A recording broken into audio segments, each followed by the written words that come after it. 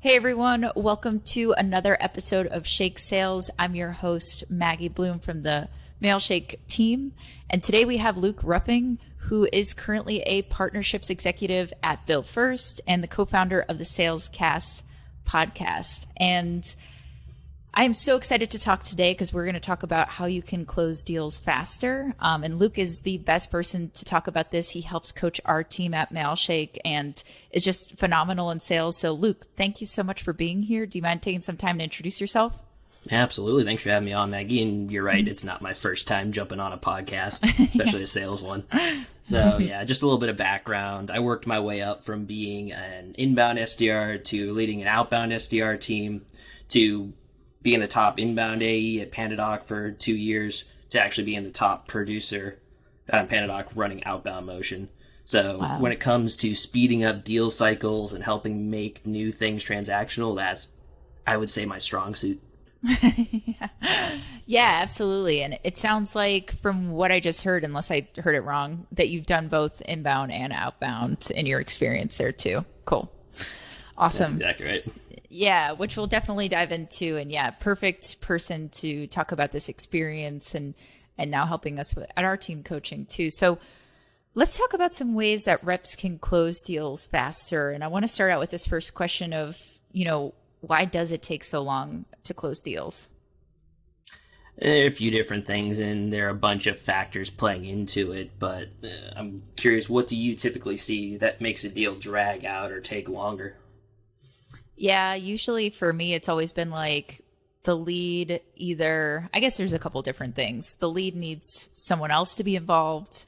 It's not the right timing. So they say like, hey, this would be great, but it's just like something, I bet people are hearing it right now that I want to look at in 2023. So I always say the big thing for me is people, and then just like they have their own timeline in their head. Okay, so you're trying to align to the buyer's timeline, if I'm hearing you correctly. Yeah. Yeah. It's interesting how humans, we make things priorities and pull things forward based on how important it is to us. So I find timing to be kind of nebulous. Like, yes, we'd love to have it live by Q1, and this is something you're going to hear a ton, is, we'll push it to next year. Yeah. Well, what sort of effect does that have, Mr. Prospect, if we wait to implement this till next year?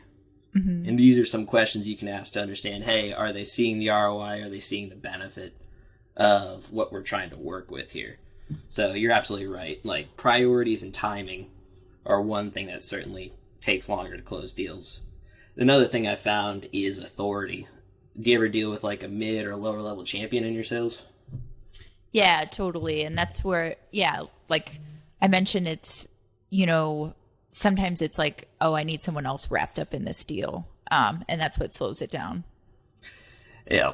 It's interesting. Deals where you have multiple stakeholders involved close at such a higher percentage. I'm trying to remember what it is, but if you have like 5 or more contacts inside of an account, the close rate goes up like 85% compared to just having a solo champion, because it's so much stickier when you get everybody involved. So there are a couple tactics I'd love to dive into later on how to multi-thread, how to get people involved. But that's something we can certainly touch on. Yeah, for sure. And you bring up a good point. It's like you said that they have more of a likelihood of just closing in general. So not only even closing faster, but just closing in general, because I'm sure this is something we'll talk about too, but I've heard that, stalling or not, kind of creating this timeline or letting deals kind of drag out could just make them ultimately not close when they could have to begin with. Absolutely.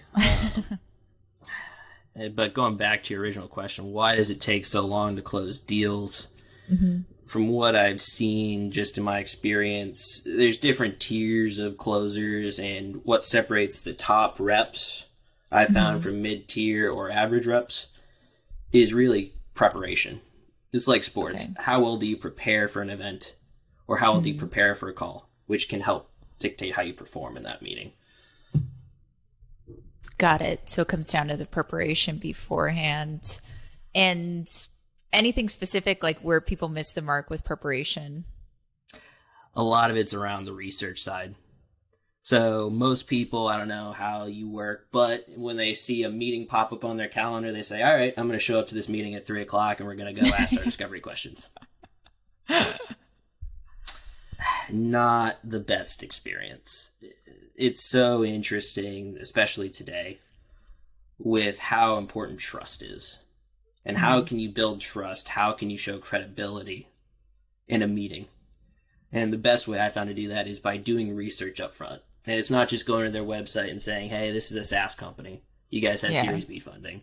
It's digging into their LinkedIn profiles and truly understanding what their role is, what's important to them as a role, and maybe diving into some personal stuff where you can break the ice.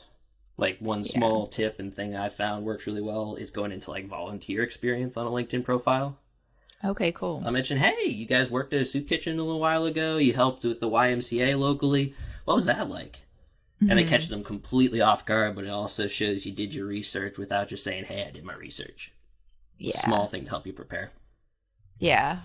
And I laughed at the beginning of you talking about that of like, I feel like sometimes, and I've worked with salespeople who are like this at my past companies, where I almost think of sales as like the Wild West or something. Like that people just show up to a call, they wing it, like, and they think that that's going to help them out. And like, I've never been that type of person because I think if I don't prepare before calls, I actually just don't feel confident.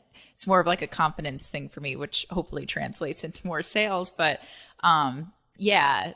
But I've had other people, and that's a really common thing in sales that people sometimes do. But my next question going off of that, what are some steps, what steps do buyers need to go through to make a purchase? Yeah, every company has a buying process, and it depends on whether or not your champion knows what that buying process is. Okay. If I can give you a quick example, let's say we're talking to a marketing manager who's never bought software before. It's rare, but you get somebody on the phone and they've never bought software before. Yeah. Okay. This is where research comes in handy and knowing your market, your target customer, and your ICP. You can bring that knowledge to the table and help handle objections and remove blockers before they show up. And what I mean by that is typically when I work with marketers, Maggie, what happens next is we actually need to get the VP of marketing involved. And with other companies your side, a CFO usually signs off the check. Does that ring a bell? Is there a legal procurement process that you guys have? Because we've seen it with one or two deals, but I don't want to step on any toes if that's not something we deal with for you guys. So again, being preemptive, doing some research, and having relevant customer examples ahead of the call can help remove a couple of objections or a couple blockers before they actually crop up in an email 3 weeks after your initial meeting. They say, hey, we want to go with you guys. Yeah. So it's being more proactive about it and almost educating the buyer about, hey, this is typically what I see happen in these situations. And do you feel like that approach may change depending on if you've identified like that this person maybe had never bought software before? Yeah, a couple of questions you can ask in discovery is like, hey, what was the last thing you purchased? And hey, what was something that you guys brought on board recently? Just kind of testing the waters to see where they're at. Because the last thing you want to do is dive in without any knowledge beforehand. You want to make sure that you have an understanding of where they're sitting before you jump in. Gotcha. Awesome. I love that question because I think sometimes those are the most awkward questions to ask in discovery is like, in my thought, like right when you said that is like, how can I figure out that this person might be new to buying without making them feel like they're new to buying? You know what I mean? Like that they have to feel uncomfortable or this is their first time, because that could have been just a promotion for them and you don't want to talk down to them in a way of like, hey, but you're asking it in a way that's what's something that you purchased recently. So I love it. Yeah. Actually, if I may, have you ever felt awkward asking a question during a sales call? Yes. What was that like? What was it like? I mean, there's always like certain questions that could make me feel uncomfortable. I ended up getting over it, somewhat, unless there was a new question involved. But it was one that like I was testing out for the first time or a way I was asking it for the first time. But yeah, it just kind of felt uncomfortable at first. Yeah, like fear of the unknown, something new, like what's going to happen here. Because not going to lie, or something I deal with is a little bit of imposter syndrome. It's like, okay, we all know I'm asking a sales question here. How's this going to land? What impact will this have for your business? Yeah. And as a salesperson, you kind of cringe when you ask those questions because you know it sounds salesy. But the amazing thing is, if you're on the other side of the table, and this is something I picked up from Katie Bailey, who's over at Figma. Great coaching session there. But it's not awkward to answer those impact questions. Oh, this would have an impact on our business because our deliverability would go up. We would book more meetings. And if we get more meetings with our current close rate, that's going to lead to more revenue. Wow, we need to get this in place. Yeah. It's those type of questions that can help drive a priority forward, which circles back to being able to push the timeline forward. Yeah. Yeah, absolutely. Like you said, it's not uncomfortable for them to answer those questions. And I think the way that you position in your head too of like, I'm not just asking a question for my own benefit. I'm asking the question to figure out their pain and figure out how relevant it is for them if they actually need my product or service too. So that's always something that's helped me when asking like those awkward impact questions. But we're talking a lot about the buyer. So, and I know this is something I mentioned a little bit before, but I've always been afraid of trying to fit buyers into my timeline as a sales rep. So with this in mind, how can we close deals faster while catering to that buyer? I think it swings back around to understanding priorities and potentially making this a bigger priority for them to solve. So again, we're covering like impact. What does this mean for your business? What does this mean for you? What does this mean for your team? If we can understand those things, and I think that's the point of discovery, it's not necessarily to uncover pain or inflict questions or just be there to interrogate. And so that way we can have an understanding of what they're going through and make sure we're actually catering a solution for them. So if we're worried about fitting buyers into our timeline of sales reps, there's like two buckets you could fall into. There's a compelling event. This is like out of Winning by Design training. So you could have a discount tied to end of month. You could have a promotion. You could have an onboarding that brings them forward a little bit and makes it a compelling reason to buy. But that is seller focused. That is our business first, and we want to fit you into our revenue model. Can work. It has worked for a while, but there's a better way to do it. And that's where discovering a critical event comes in. Okay. So this is where some more question asking can come in really handy. A quick example of that might be, hey, we want to implement your software. Okay. When? Why? How? What events do you have coming up? Oh, we got a QBR starting December 15th. QBR, who's going to be there? Our entire sales team. The entire sales team's going to be there? Would it be a good time to roll this out? Yeah, okay. Well, it's a 2-week onboarding process. It's November 29th. What are we going to do to make sure that we're ready for that date? And just finding a certain date can help pull their timeline closer to yours, and you work backwards from that deadline of launch. It's not a contract launch or a contract signing. We're working towards value in that aha moment. This is when you're going to see the benefit of the solution we're talking about. And I might sound crazy. Just tell me if I am. No, you're not sounding crazy at all. And I like the way you put it. It's not necessarily a contract signing date. It's after the onboardings take place, after when X companies typically see value from the product or service having to do with your event. And I think that's where I've even gotten it wrong in the past too, because if you are using that terminology of like, yeah, this is the date you'll sign the contract, and you're not like putting those dates in the mind of the buyer the way that they may want to hear them or the way that they should hear them. Like, hey, that's when your event is. This is when onboarding takes place. You're going to need to do all of these things beforehand instead of just like, you need to sign the contract by that date. And it's like reversing your mind again to think backwards, think in their shoes and not your own shoes of like, I need this contract signed because I need to hit commission by this date. So it's just interesting how you can flip it that way and it works. Yeah, a lot of sales is just reframing things. Like, I know I have a quota. I know we have to hit this revenue target by the end of the month. But what do people care about the most? It's not you, it's themselves.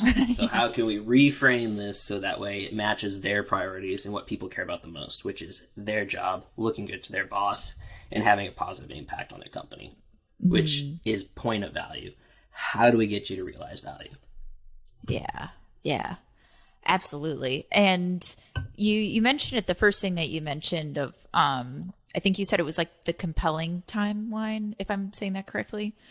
So, and I hear this, like, salespeople talk about this, like, and managers too, like, hey, let's create urgency. And this word urgency, or creating it out of thin air, is like something people like to talk about.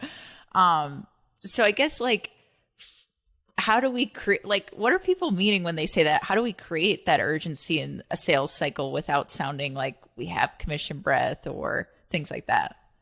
Most of the time when you try to create urgency, you do have commission breath and you're trying to push somebody into doing something. You can't create urgency, but you can uncover it. And to go a little bit deeper on that, you can't force somebody to do something. We need to get this done by now. We need to have a discount in place to get you guys to sign. No, it's uncovering the ability to pull that forward and build some urgency in their organizations where we can't live without this another day. And that's where I think the impact questions come back around and are key. What impact would this have for you if you do it? What impact would this have if you push it out 2 months? Who's this going to affect if you wait 2 months to implement this? You're telling me you're going to wait till January to start looking at this again at the end of 2022? Well, that means you're not going to be live till February. It's the end of November. You're missing out on 3 months of X dollars of revenue because you don't put this in place. It's that fear of loss, the fear of missing out on money that drives urgency. If you want to call it creating urgency, it's just uncovering the reason to do it. Yeah. Way better way to put it too is uncovering, that urgency with those questions instead of just creating it. But we still hear people talk about it, so I'm curious what they may have to say. Another good one is, let's go sell value. Build more value, sell more value. Or Values in the eye of the holder. Or just close them. Just close them. It's not hard. No, we've heard it all, especially with that part of creating urgency. But going back to your experience as a sales rep, you've done both inbound and outbound. I've always hear this rumor that outbound takes longer than inbound. But I don't know. It could be different for different companies there. I've just heard people talk about that. But inbound versus outbound, can you tell us how to leverage these timelines in each one of these situations to close deals faster? Yep. Actually, why do you think outbound historically takes longer? Yeah, that's a good question. Because I feel like and this is coming from someone who's only been an outbound SDR. I've done a few outbound AE demos, actually the ones we were working on together. And I've mostly been an inbound rep when it comes to being an AE. But what I think in outbound, what can sometimes take longer is, like, you may be talking with someone where you're teaching them about a concept almost before you're actually, not pitching your product, but, figuring out if your product is a fit for them. So I say that there's like a bit more teaching involved with it, which may take a bit longer. Teaching or education, if I'm hearing you correctly. Yeah, exactly. Yep. And that's, again, going back to inbound versus outbound, one of the main differences. Inbound buyers or prospects are typically more educated. They're doing research. They're talking to your competitors. They send somebody out to go evaluate this. Yeah. They're in the market actively.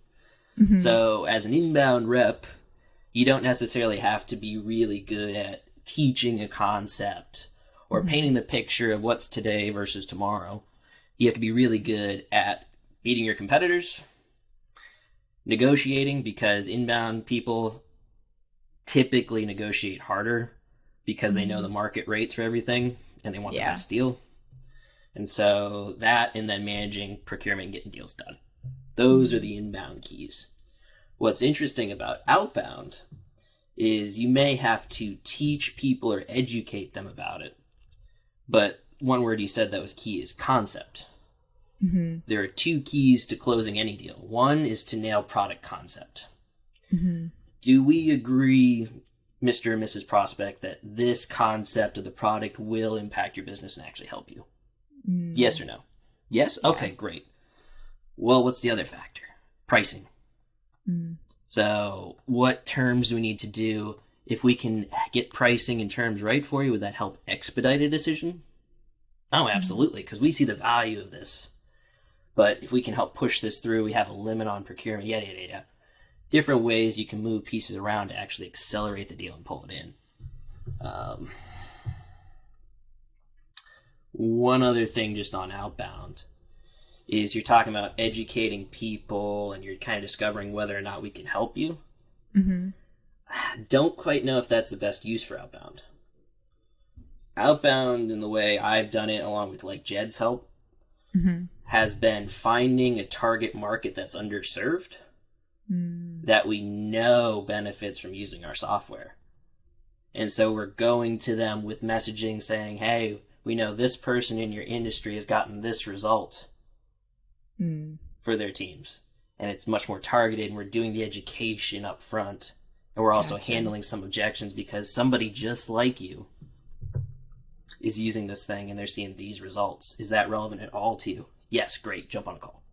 You're able to target this, and that can actually help shorten outbound cycles and make them faster than an inbound process where you're going through multiple meetings, negotiating, battling competitors. Yeah. You're bringing full value up front to them, and they're not having to do any work. Totally. Yeah. And I like the way you put it too, because when you are targeting outbound, you could be targeting, like one of your targets could be someone who's low tech, for example, like they don't use any tools. So how do they know about any of your competitors? That could speed that up just to begin with, because they're not going through this cycle of, hey, let's check out all three of these competitors. And we've been doing research for a while and things like that. So definitely makes sense. And I could see, doing it the right way could actually shorten that, and finding the right people that would actually benefit from it too. Yeah, do you think that could also help raise deal sizes and average contract values? Is that a trick question? Yeah, I think it could. It's a leading question is what it is. But yeah, because again, inbound sales, you're going up against competitors, people doing research, and they know what the fair market price is for your solution. Mm-hmm. If you're going outbound and you're bringing a custom solution to them that fits their business to a T, as long as the ROI is there at 5x, 10x, what your cost is, they don't care how much it costs because of all the value there and the aha moments they're going to get from using your software. Gotcha. So you're not having to discount as much because you're bringing the value to them. You're doing the legwork. Got it. Wow. I love that way of thinking about it. And now it's making me disagree with the statement that I heard earlier about inbound is faster than outbound. Yeah.